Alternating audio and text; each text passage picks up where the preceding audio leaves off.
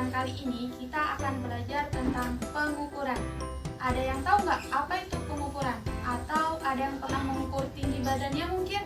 Nah, pada kesempatan kali ini kita akan belajar apa itu pengukuran. Oke, pertama terlebih dahulu kita harus tahu apa itu pengukuran. Pengukuran adalah kegiatan membandingkan nilai suatu besaran yang diukur dengan besaran lain yang sejenis yang telah ditetapkan sebagai satuan. Contoh, misalkan contoh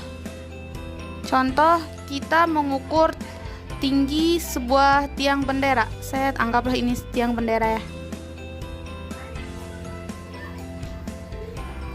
Nah, didapatlah tinggi tiang bendera ini dari sini ke sini itu jika diukur itu panjangnya 10 meter.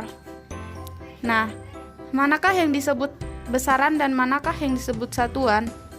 Nah, 10 ini dikatakan sebagai besaran dan meter ini dikatakan sebagai satuan. Sampai sini paham kan? Bisa kan membedakan mana itu besaran dan mana itu satuan?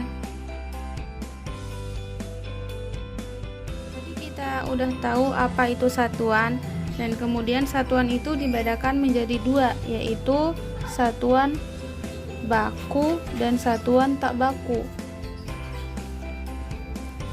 Apa itu satuan baku? Satuan baku adalah satuan yang telah disepakati. Contoh misalnya sentimeter, meter, kilometer, dan lain-lain. Lalu apa itu satuan tidak baku? Satuan tidak baku itu adalah satuan yang dapat berubah-ubah atau tidak tetap. Contohnya misalnya jengkal, hasta, depa. Nah, itu adalah contoh-contoh dari satuan tidak baku. Biar lebih bisa dipahami, saya kakak kasih contoh ya. Contohnya seorang kakek, ini anggaplah seorang kakeknya pergi memancing dengan seorang cucunya. Mereka pergi memancing ke sebuah danau dan didapatlah seekor ikan. Anggap aja ini ikan. Seekor ikan kakap yang sangat besar. Maka oleh si kakek ini diukurlah panjang dari ikan yang mereka dapat ini sepanjang apa. Dipakailah jengkal oleh seorang kakek. Oleh si kakek didapat 15 jengkal.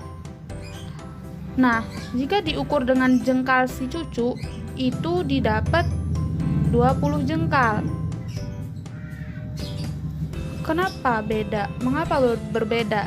Jika diukur dengan jengkal si kakek sebanyak 15 jengkal dan jika diukur dengan jengkal si cucu itu sebanyak 20 jengkal. Karena jengkal si kakek dan jengkal si cucu itu panjangnya berbeda atau besarnya berbeda. Maka kenapa dikatakan jengkal ini dikatakan sebagai satuan yang tidak baku? Karena dia bisa berubah-ubah. Jika digunakan jengkal seorang kakek maka didapat nilai segini, dan jika digunakan jengkal seorang cucu maka didapat 20 jengkal. Jika digunakan jengkal orang lain pun maka akan berbeda. Itulah kenapa disebut jengkal ini dikatakan sebagai satuan yang tidak baku.